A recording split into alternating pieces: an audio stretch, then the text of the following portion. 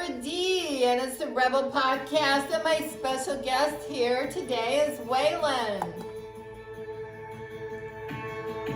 Feeling free, I feel alive, yeah. Peace of mind, I couldn't find that. Judge my flaws, you're dead inside, dead. Can't believe you got in my head. Won't forget what you said to me. Living like a bad dream on repeat. Trying to destroy my identity. Don't care what they say, I'm in love with me. Well, I hope all of you are in love with yourself because, first of all, if you don't love yourself, you don't know who else will, right? Right, exactly. And I think one of the special things about our discussion today, please pay this earring no attention. Or lots of attention. My feather's pointing the wrong direction. Who knows why? I love it. But thank you. So Waylon is a dear friend, and what we're going to talk about today is Madonna. Mm-hmm. We love Madonna. We love her music. And she's 64. And you're 64. And I'm 64. What a coinkydink. One of the many things you have in common with her. Wow. Yeah. Sounds like you've done some research. I have. I actually came prepared with a little list. Oh my gosh, Yeah. I'm really excited. A clipboard full. Yeah, exactly. I've been analyzed. Yeah, very professional.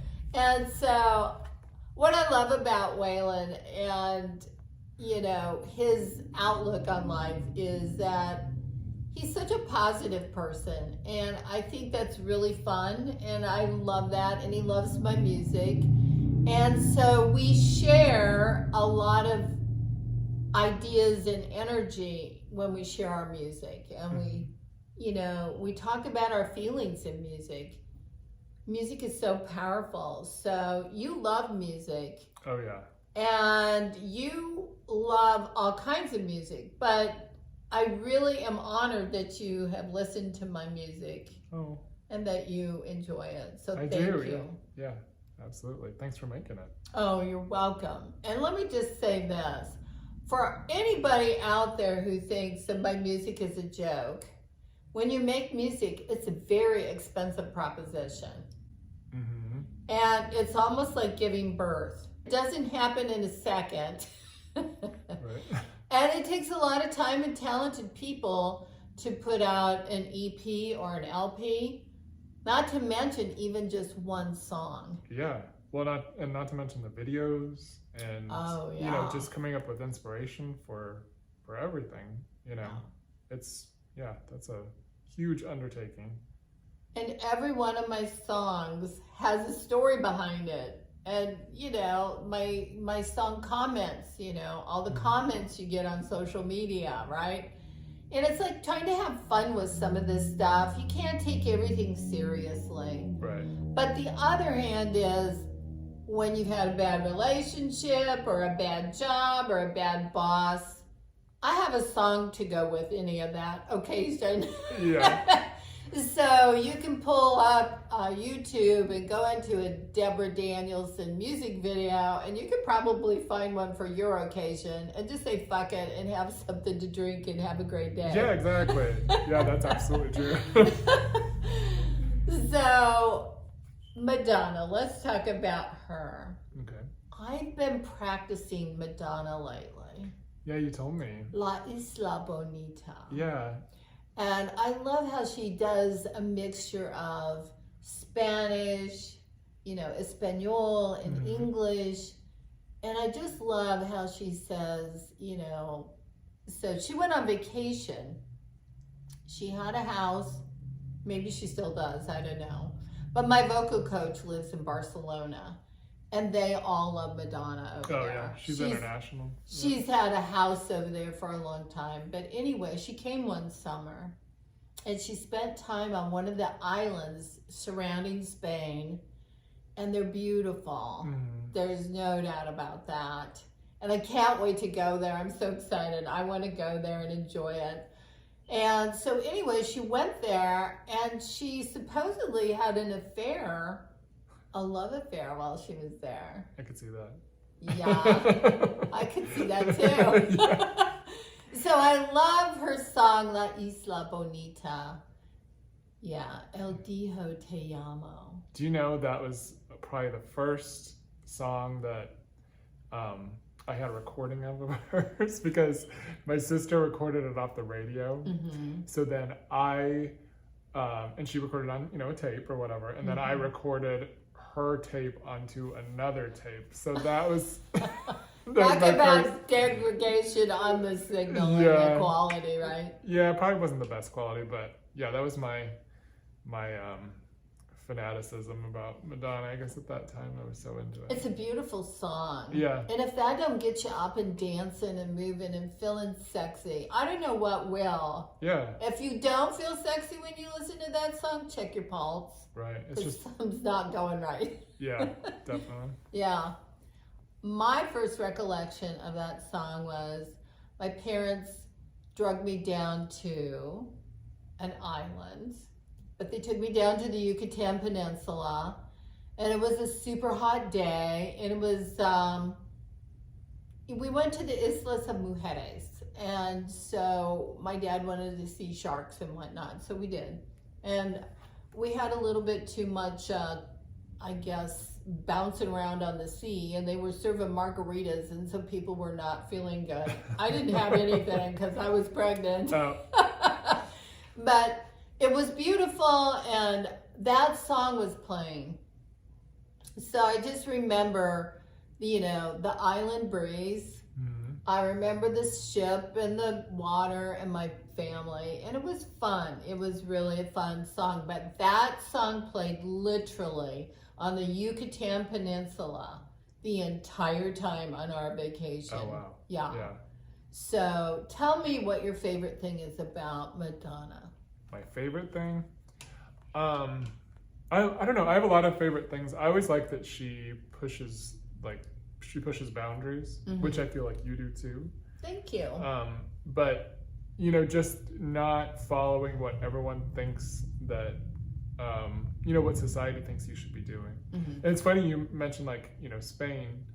In Spain, the US, ageism is a huge thing. We don't allow women to do whatever they want past a certain age. Right. And in Europe, it's not like that. Right. It is not.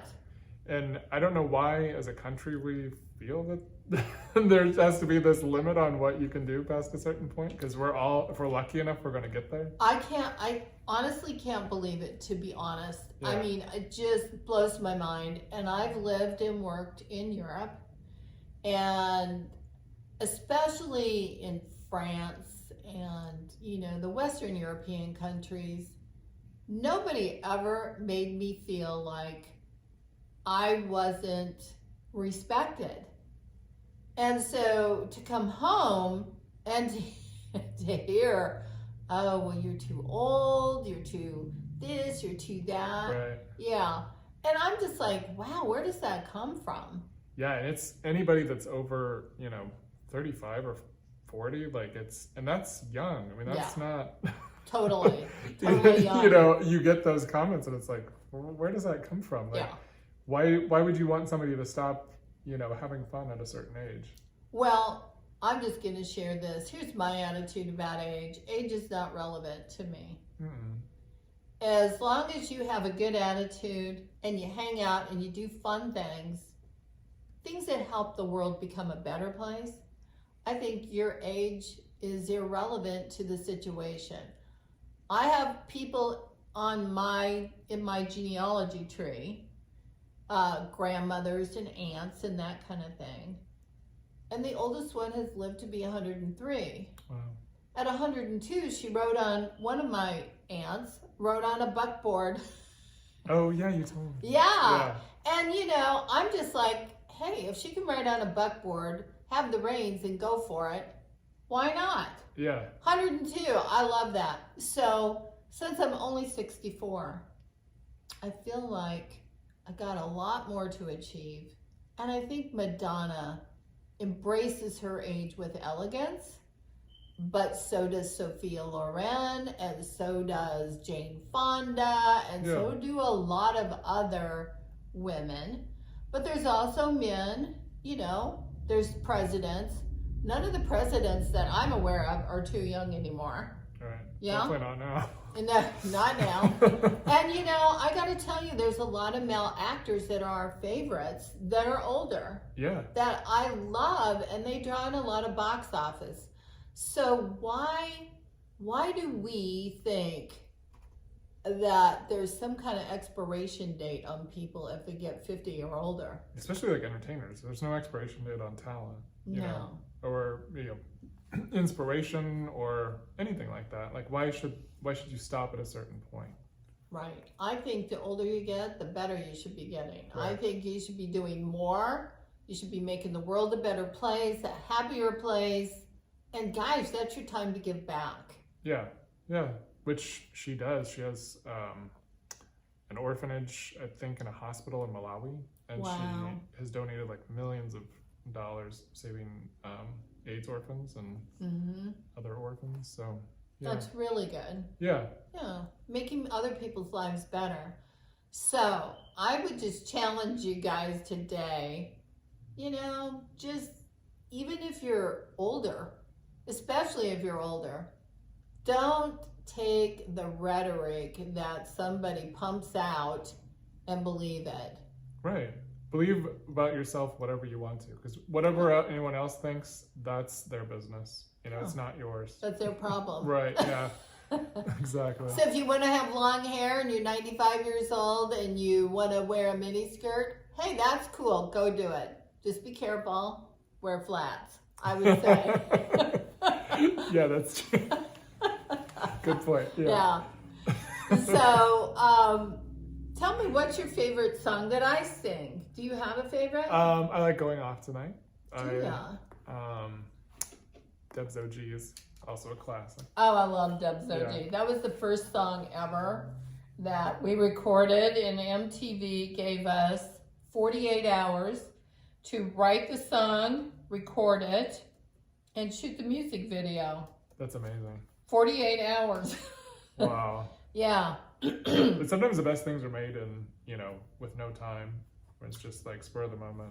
True. And I think it was good inspiration, especially for people who are going through transition. A lot of people are transitioning because of COVID, changes in our society, and look at all the fluctuation in jobs. Mm-hmm. People have to transition, reinvent themselves, maybe from a high-tech world into an entertainment world like I've been doing. Right. And believe me, that's no easy task. No, and that's what I think is amazing. And that's what I loved, about that song too, was that, people probably didn't think of you as a rapper or someone that did music, but you were willing to just go for it. And, exactly. You went like balls to the wall with it. I did. Yeah. I did. And thank you for noticing, because it was no easy task. And it's not easy when people see somebody breaking the mold, right?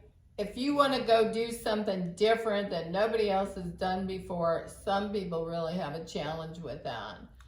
So I encourage you to go out, do what you feel is in your heart that you've been called to do. Mm-hmm.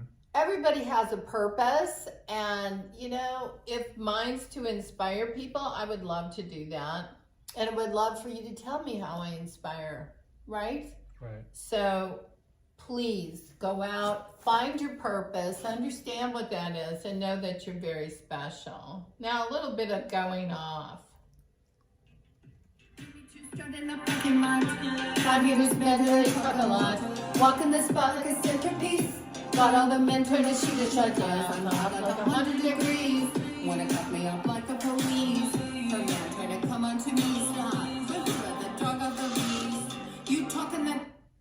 Now, I've had some criticism from my words. Yeah. I write lyrics with people who understand what I go through. And so the words in here are actually quite real and true. And so if people are offended by the words in this song, men trying to shoot a shot, that's just the way things work. That's the truth. That's it. Yeah. And so And if I feel like I'm hot, okay, I'm hot. Right. It's not for somebody to tell me I'm not, you know. Yeah. So I guess it's called self-confidence, believing in yourself. Mm-hmm. And so I hope when anybody hears my song going off, that they know who they are and that they're proud of it. And they get out there and they shake their booty or they shake their boobies or whatever you got to shake. As long as you're shaking something. Shake, shake, shake. Yeah. The good thing is that you're feeling good, Yeah. right? And you're celebrating who you are. And hey, this is about me finally, after 20 some years of a bad marriage, being cheated on 22 times, me saying, fuck it, I'm going for it, right?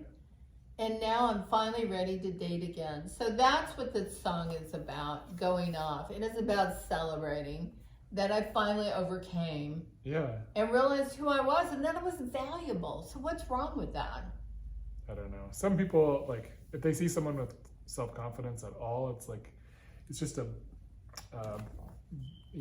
bullseye to attack or something. It's like, I don't understand that though. I think our society, unlike a lot of other cultures, I think the American culture is, don't talk about yourself. You got to be humble. Oh my goodness. If you're not humble, you're just some kind of pig, right? Right. Well, or you have to be, the best at everything you do if you're going to talk about yourself.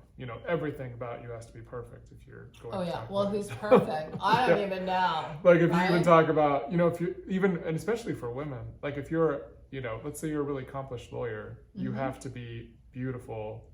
You have to be a model too. And it's like, how does that make sense? Well, look at Johnny Depp's lawyer, right? Yeah. That whole trial, that whole thing was, that woman was behind a powerful man, Johnny Depp, right? And I love Johnny Depp. I always have, I always will. Yeah. And I believe that anybody can get into a bad relationship, and there are certain personality disorders that if you're not trained to pick up on it, you can become a victim. And I believe he was. And I can empathize because, hey, I've been down that road myself, right? Right. And I feel like Johnny and I should be like partners, in a support group to talk about all the bad shit that happens to you when you get in the wrong relationship with somebody who's got a personality disorder. So anyway, all that being said, going off is just my way of talking about how I overcame. And I love my outfit for that. Oh, yeah. It's a see-through skirt. Neiman Marcus, that's a designer dress. And I think Madonna she empowered me to say, I can wear what I want to wear and feel good about it. Why not? Yeah, why not? Like, when are you supposed to stop having fun? Or like enjoying clothes or, the way that you look, Yeah. But I think she's done that for a lot of people all through her career, and now you are able to do that for people too. And look at how she was criticized. Oh yeah. I remember as a kid, like with like a prayer and all of that stuff, things that seemed really, like she was criticized for kissing a black man in a church, and that now seems so. Even then it seems so crazy, but foreign. Yeah, but now it's that would never. No one would say anything, and they shouldn't. But they shouldn't. No. Yeah, but back then it was like a huge scandal. The Bible doesn't say, "Oh my God, don't go kissing people of a different race or a different color or of a different whatever." Right. I mean, that is so ridiculous. I know. We're supposed to love one another. We're supposed to help each other. We're supposed to be kind, right? Yeah, and we've made a lot of advances in that. That was 30 years ago. But then we're still dealing with... Kind of doesn't seem like it, does it? Yeah. And I know some people watching this podcast don't even know who Madonna is. So check it out. If you don't, check out her music videos because, boy, she's got some very sensual, I guess, maybe that's the best word for it, music videos, but outfits, and I think she did such a beautiful job on makeup over the years. Well, and she was hairstyles. always a character in every Yeah. video. You know, it was always a different person. Yeah. Which you do too. You know. I love being a character. Right. I mean, there might be some psychoanalysis on that. I don't know. But I think it's fun to dress up. You're exploring all your personalities. I think so. And I don't see anything wrong with dressing up for Halloween either. No. So Bullets and Booze, my other music video, right? Mm-hmm. I mean, that's me kind of tongue-in-cheek celebrating Michael Jackson's Thriller with a combination of the Werewolves of London, the old rock song, right? And I just think that when you're dating, you go into a bar, right? A lot of people meet people in bars. Okay. They prefer that over the internet. I think they're about the same. You get people faking it no matter where you are, right? Yeah, for sure. So my tongue-in-cheek look at Bullets and Booze is like, you say that I'm the monster that haunts your soul and mind. Well, baby, come get lost in my wild and sexy ride, right? So it's just like pickup lines you're hearing in a bar. Mm. And only the thing is that the person is real in front of your face. You have no idea if they're telling you the truth or not. Yeah, and 90% of the time they're probably not. Correct. Yeah. And you're probably going to catch something you don't want. Yeah, for real. Yeah, so anyway, I would just say, you know, when you listen to my songs, they have a purpose, and let yourself go and just enjoy it. And same with Madonna. When you look at the artistic talent that she has and everything that she went through in her life to look that way, to produce that music and sell millions and millions of records. Mm-hmm. I gotta hand it to her. She's a smart woman, savvy, talented, and I admire that. Yeah, she's the biggest female recording artist ever. Wow. Isn't that amazing? That's amazing. Yeah. I mean, you think of people like, you know, Aretha Franklin or Whitney Houston or all those people that have been around longer or just as long, but she's way surpassed all of them, which is amazing. I wish I could be like Madonna when I grow up. Well, you're on your way there, right? So. Am I? I think so. Oh, thank you. So you put together a list. I'd be interested in hearing what you wrote down in your list. Okay. So, you're the same age. Both you and Madonna have been married twice. Oh, there you go. You're both from the Midwest. You're both blonde. Yours is legit. Hers is not. We're a club now. Everybody blonde is blonde. Right? You're both Italian. Yeah. Yeah. You've both been in films and also music, and you self-produce your own music. You're both always changing and reinventing. Yeah. You are both combating ageism, which we've talked about. You're both leaders and both type A personalities. Definitely. Yeah. You both have great style. Oh, thank you. And you both lived in France earlier in your careers. Wow, that's cool. Wouldn't it have been nice if we could have lived there at the same time? I know. Oh, wow. And met and done something together. Yeah. Oh, my God, that would have been fabulous. A Debs OG and Madonna collaboration. Yeah. Oh, my gosh, that would be great. Yeah. Well, you never know. It could still happen. It still could. She does a lot of duets, so it can happen. Oh, and you know, I've been thinking about who I should do a duet with. That's a possibility. Yeah. We do have similar vocal ranges. Yeah, you said that you did Lisa Bonita, and it was like very easy for you. Very easy. Yeah. I love that song. Yeah. Yeah. So the other things are you're both self-made and hardworking. You both push boundaries. Yes. And you're both fierce bitches. Oh, thank you. I love that. That's my favorite one. And with that note, I have to tell you something hilarious.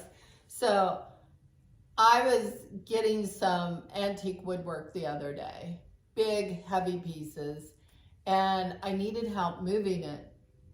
So one of my friends showed up and she goes, "Your bionic bitch is here." Oh. And I go, "What are you talking about?" I just thought she was using like alliteration and we were having a good laugh. Yeah. And no, I mean, as it turns out, she really is bionic. She's got 2 steel knee replacements. She's got 2 steel shoulder replacements. She's got 2 screws in her neck. And then I think 1 in her spine. And I'm like, my God, you are the bionic bitch. Yeah. How does she go through airport security? That would be. Well, they stop her. They Yeah, stop her at the courthouse. You know how they got the security. Oh, She gets stopped a lot. I bet. Yeah. She gets frisked all the time. Yeah, a lot of people want to talk to her. Yeah. Anyway, I just love that, you know, she doesn't let ageism get her down. Mm-hmm. And she's picking up this huge ass woodwork that's like, how can you pick up this epic piece of hand carved woodwork? It's 57 inches just for this window header, right? Wow. Yeah. 57 inches wide, 3 foot tall, solid quarter sawn oak. But she probably doesn't think about her age. And that's, I think, what you have to do is just She never slows down. She just keeps rolling. I mean, she's got things to do, places to go, people to see. And she just says, fuck it, I'm going to do it. Yeah. Life is long. Like, make the best of it. Right, yeah. exactly. Do what you want to do while you're here. Exactly. Yeah. So, do you have, just, you know, I have to ask this question, right?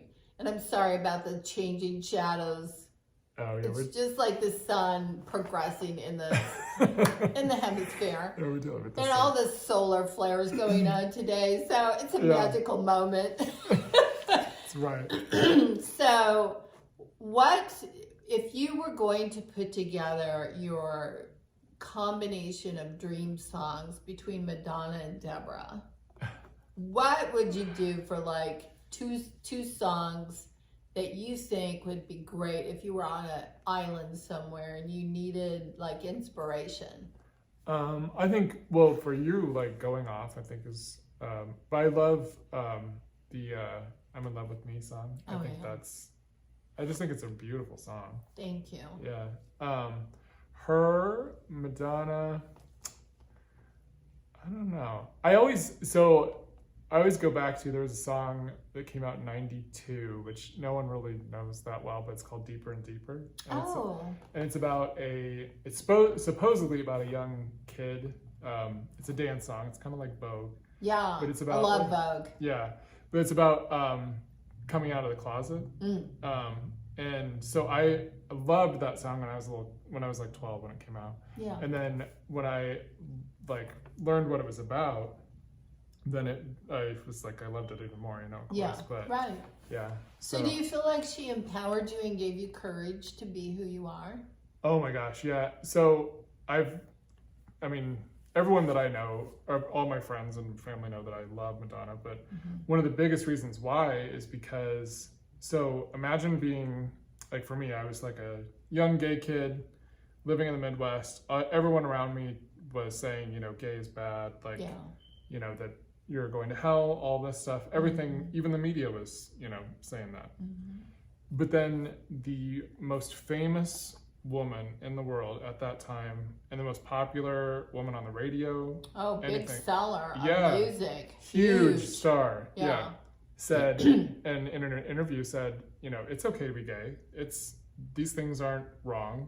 This is a part of life, you know? It is. And that homophobia was a problem, but having somebody who is in a very high up place say something like that to you, like, or to hear somebody that's, you know, the most popular person in the world. It's like having the cool girl at school, you know, when you'd feel like you're like the most unpopular person in the world or at school. Like, you know, it's like having the most popular girl at school, like, take you by the arm and just say, you know, I think you're cool. Isn't that nice? Yeah. That's lovely. And she did that for so many, I mean, I've talked to a lot of people in my age that, you know, or my generation that feel that way, where it's just like, you know, we didn't have anybody to look to say something like that, and she did it. So, and I think you're doing that in your own way for people that, you know, feel different or feel like society is telling them not to do something, and you're,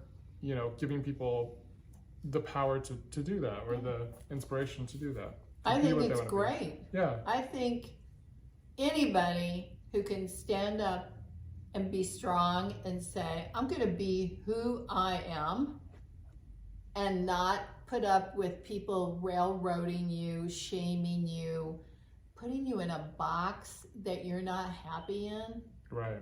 Yeah. I admire those people. Yeah. And I will be the first to tell you, I had to spend the majority of my life living in that box that was built by somebody else. And I was never happy.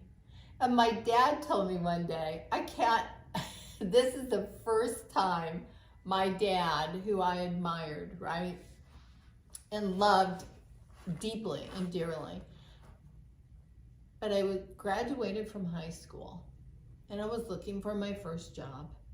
And so I had a part-time job working at a pet store. And while I was doing that, I was looking for my real big girl job, my first big girl job.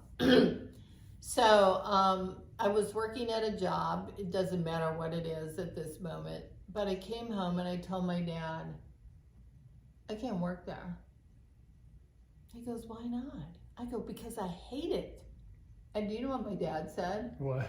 That's okay. You're supposed to hate your job. I'm like, no! That's such a Midwestern dad thing to say. I know, right?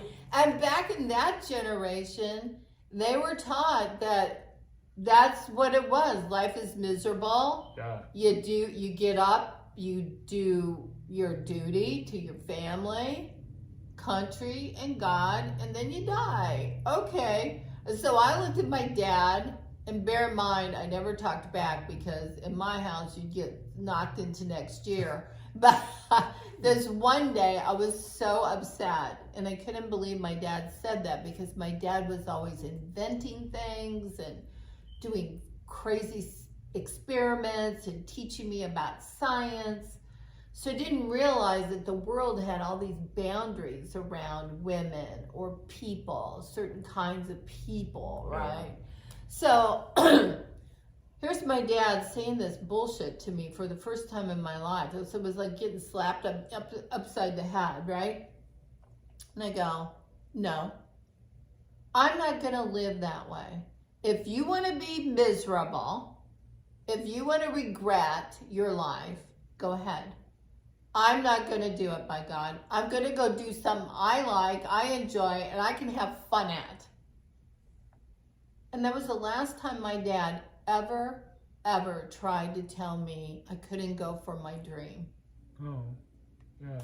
So when he heard me say that, I think it kicked something in him like a spark. And I remember right before he died, he was always going, I wish I would have. I should have done, you know.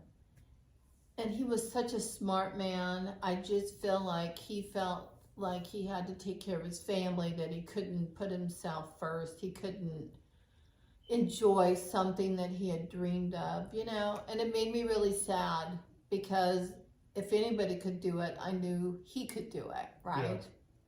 Yeah. And so it made me sad. So, but what it also did for me was fuel me to not end up that way. So when you've got your last breath, you know, I heard an analogy one time. Somebody said they want to slide across home plate, all skinned up, banged up, torn to hell, right? But why is that so cool? Because, you know, you gave it your all. Right. Yeah, exactly. Yeah. Not I wish I should have, could have, what would have been. Because when your time's up, it's up. Yeah. You know, so you might as well make use of the time you have and make people talk. Yeah. Well, and also like push the needle forward for the next generation too. You know, you're helping people to be able to see, you know, a confident woman who is over 40, who's doing what she wants to do, you know, and you're smart, intelligent, inspired. Like, I think that's great for people to see. I do too. And I really appreciate you being supportive. Yeah, of course. And I appreciate that you go out every day and you be who you are. I mean, that's huge.